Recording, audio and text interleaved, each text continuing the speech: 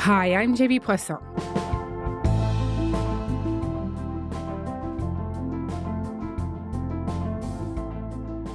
So we have been spending time on the show lately trying to understand what is motivating Trump and his administration when it comes to foreign policy.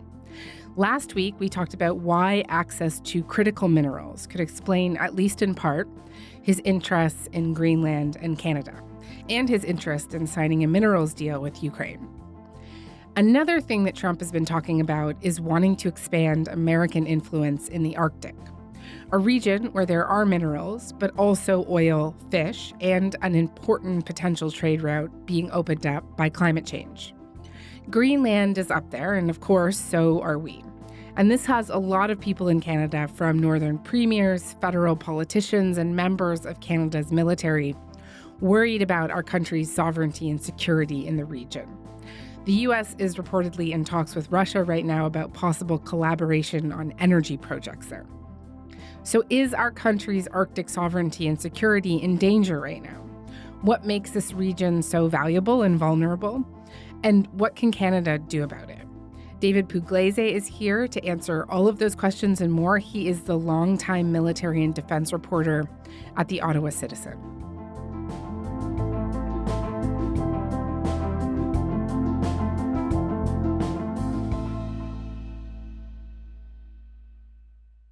David, hi. It's great to have you back on the show. Oh, great to be here. Thank you. So I know that you've actually spent some time with the Canadian military in the Arctic. Where did you go? And just tell me what it was like there. So I did two trips to the Arctic. The one in March 2018 was a lot longer. So we're in Resolute Bay, Cambridge Bay. And the other one was a year earlier, where I was watching a parachute drop in the middle of the night over the Arctic, involving both Canadian and U.S. paratroopers. And both times you get the sense of operating in the Arctic is like operating on the far side of the moon. It was temperatures at Resolute Bay dropped to -70. During the day they hover at -40. Your skin, you can get frostbite on exposed skin in less than 2 minutes. That's what, the Canadian Forces was telling their military personnel. I think at the time I described it like the troops are, they have goggles, face masks. They look like extras from The Empire Strikes Back, the Star Wars movie. The military had to keep its trucks, running around the clock to keep the engines warm so the oil doesn't freeze and they could restart them in the morning. It's just unbelievable, the inhospitable environment that people there live in and that the military has to operate in. And so the Canadian Arctic is 40% of Canada's territory, 75% of our coastline. But just give me a sense of who the other major Arctic players are. The Arctic region has 8 countries. So you've got Canada, Iceland, Norway, Sweden, Russia, the U.S., Finland, and Greenland, which is coordinated with Denmark. So those are the Arctic countries, and all these nations are in a forum called the Arctic Council. But that's what you've got involved there. Okay. And defending this region, people will know it has come up a lot in recent weeks. Mark Carney brought it up during the Liberal leadership debate last week. How we protect our Arctic, which is under threat not just now from the Russians and the Chinese, but from potential U.S. incursions. Serious, serious issue. We have to work on... Conservative leader Pierre Poilievre has been talking about building a new military base in Nunavut. The Canada First plan of the Conservative government will build Canada's first permanent Arctic military base since the Cold War.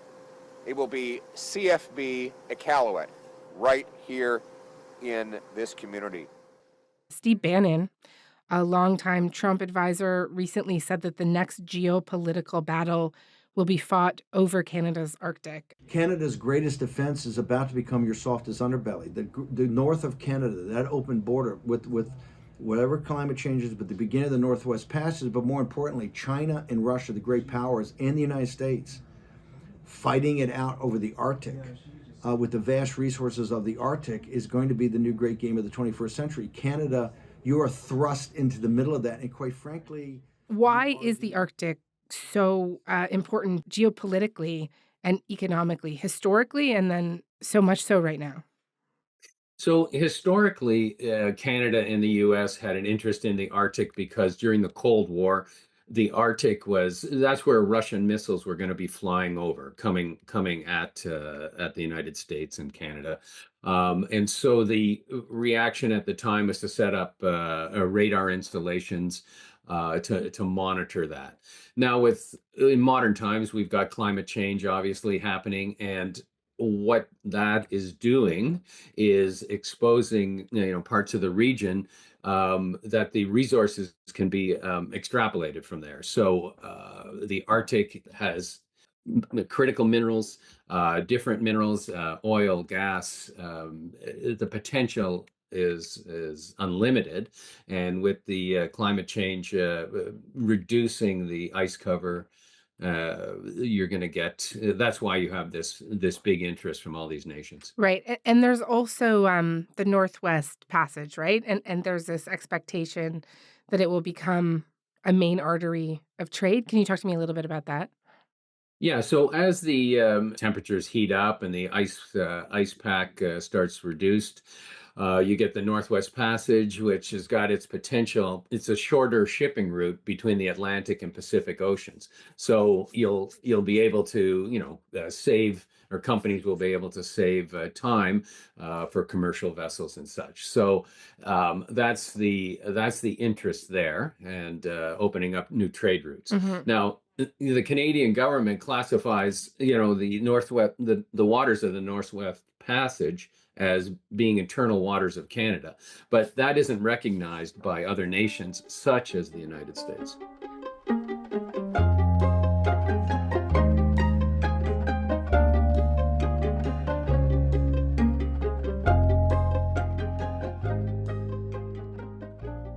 So we've talked about why countries would be interested in this region.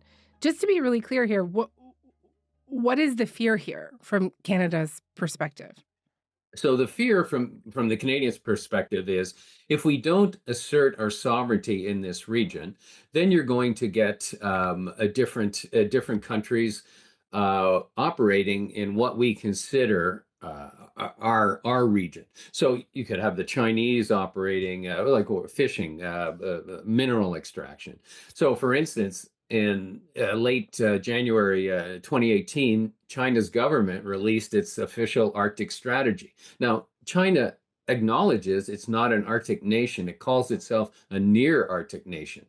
But what they want to do in the future is spend up to $1 trillion to develop the polar regions economically. And so they're after oil, gas, mineral resources, as well as the trade routes. So, that's where this interest is coming from. And that's what Canada is concerned about.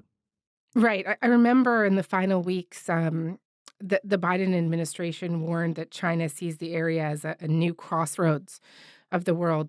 Last year, the Pentagon released this new Arctic strategy that highlighted the risk of China and Russia teaming up together, right?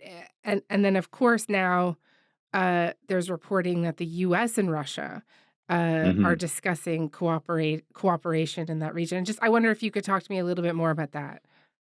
Yeah, so this is coming from the Trump administration, which has turned the so-called rules-based world order on its upside down, and so they're saying that they want to talk to Russia about developing the region economically, and other countries such as Canada aren't part of that mix, and so that's the concern there, particularly what we've seen from the Trump administration hitting us economically and all the other talk.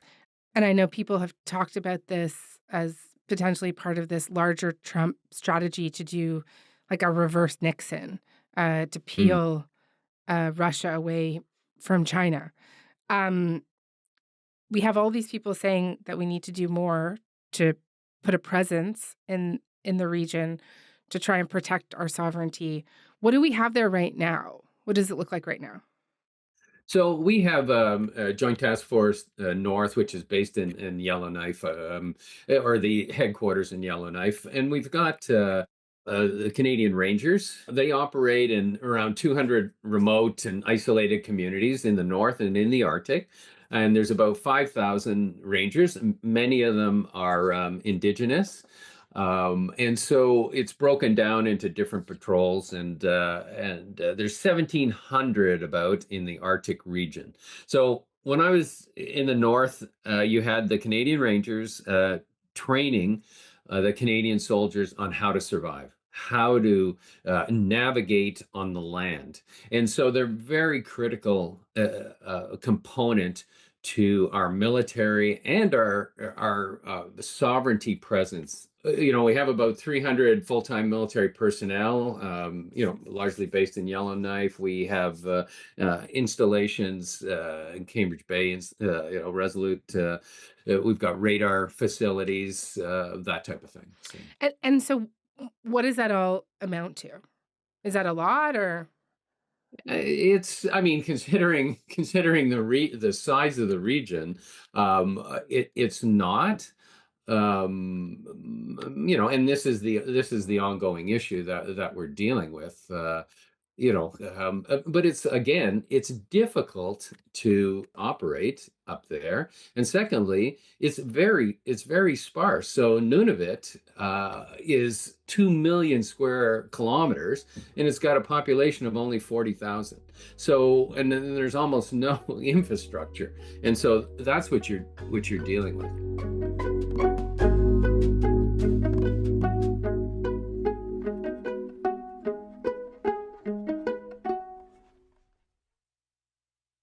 Quebec Premier François Legault wrote the Prime Minister, and he said that given the current geopolitical context, the federal government should invest more in Polar Max icebreakers. Mm-hmm.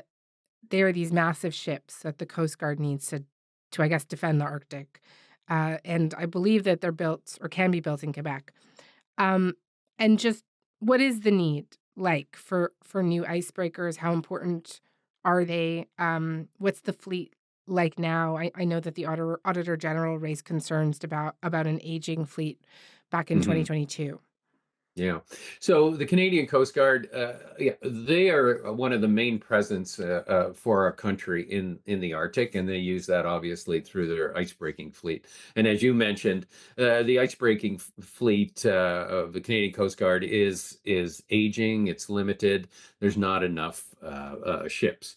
Now, the government has said it's going to build 2 icebreakers, one at Davie, which is in Quebec, and that's what the Quebec Premier is talking about, and the other is at Seaspan, Vancouver shipyards. So that's the plan, but this plan has been chugging along. Nothing has been built yet, and they don't even have a procurement strategy per se. So we don't know. They're doing the design work on these 2 polar icebreakers, but there's no exact schedule for building, and there's no estimated cost. That still has to be negotiated during contract negotiations. So there's a lot of talk, and the Quebec Premier is adding to that talk, but doesn't seem to be a lot of action. Right. Timeline isn't exactly to our advantage here, right? Given. Correct. Yeah. And the other problem is it's the limitations of the shipbuilding industry in this country. They can only work so fast. They only have so many employees, so many skilled laborers. Some people have suggested go overseas and buy some icebreakers from other nations. They can be built there, but Canada hasn't been doing that. What about submarines? So the submarine issue has always been problematic. So in the late 1980s, Prime Minister Brian Mulroney came up with his defense white paper. Canada was going to acquire a fleet of nuclear-powered submarines. That is what you really need to operate under the ice in the Arctic. Well, that program eventually collapsed. The Americans weren't keen on giving us the technology, and the money issue was significant. We are operating diesel electric submarines now, which we got from Britain, used, and they're very limited in what they can do in the Arctic. The problem being is, nuclear can stay under the ice indefinitely, whereas conventional submarines like we have to resurface and replenish their batteries and air and that type of thing. And you can't do that under, when the ice pack is so solid. David, I remember conservative Prime Minister Stephen Harper talked often about the Arctic. Back in Mhm. 2008, he was saying that the geopolitical importance of the Arctic and Canada's interest in it have never been greater. Not to put words in the former Prime Minister's mouth, but I would imagine that he would say today it's even greater Mhm. than that.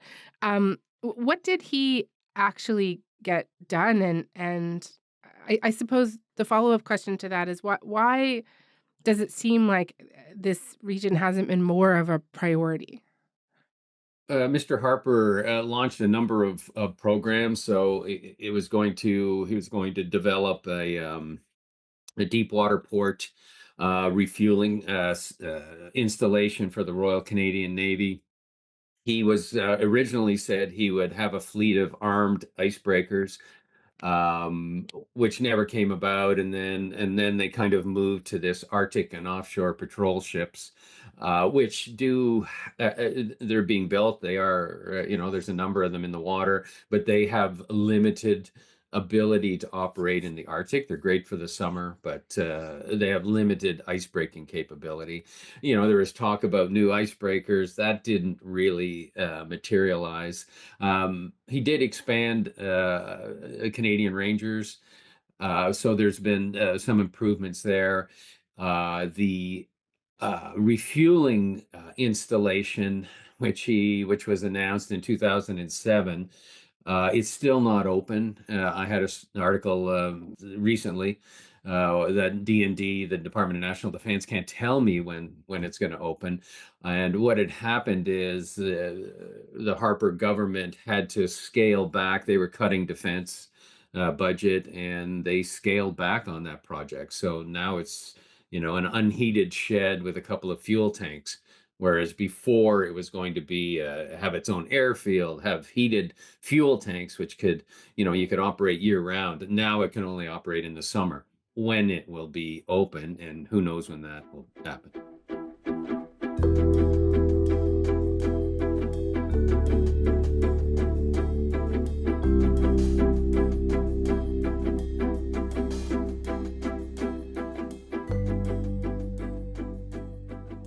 As we've talked about, we're hearing all of these politicians now say that we really need to ramp up in the Arctic.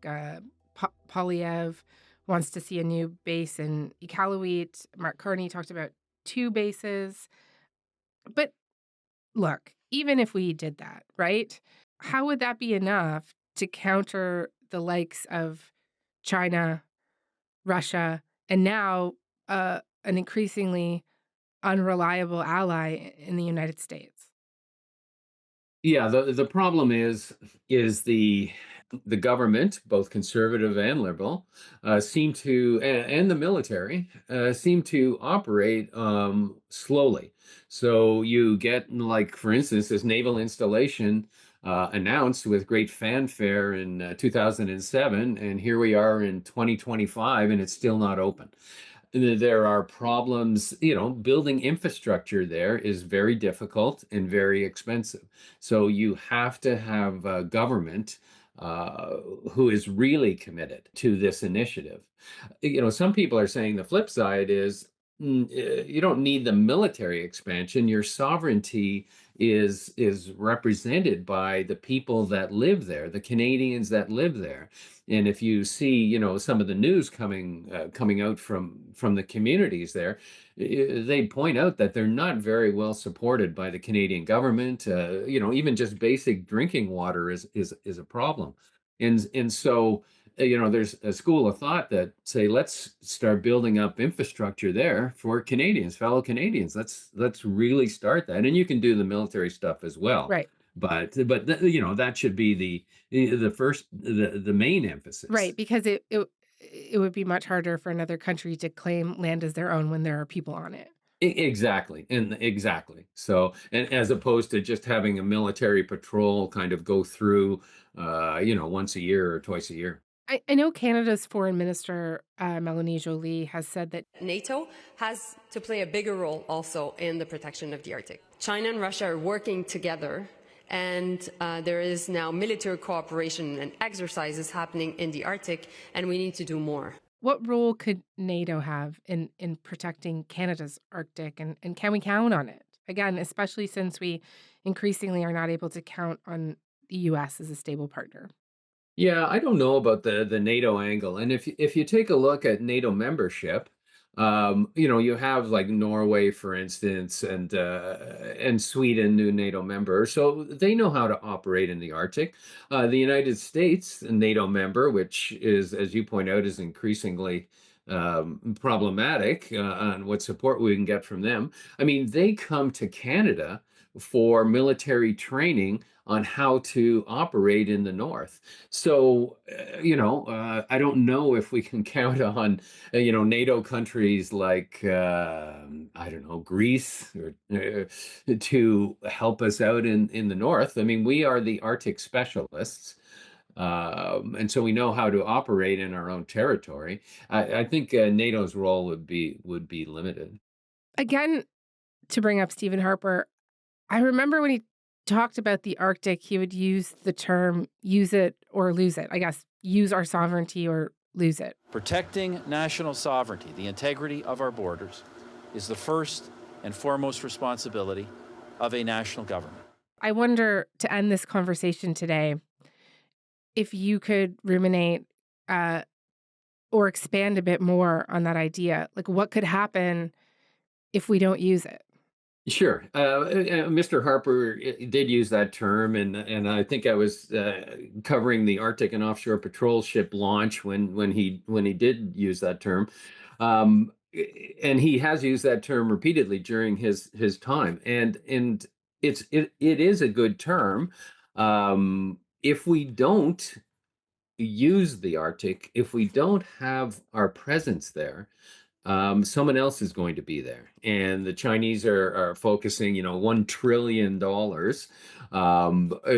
for development. The Americans are interested. The Russians obviously are interested. They've expanded installations and such. Everybody's interested. So if we are not there, someone is going to be in our territory, or what we claim to be our territory, and that we, do not have a presence in. Okay. David, this was great. Thank you very much. Sure, no problem.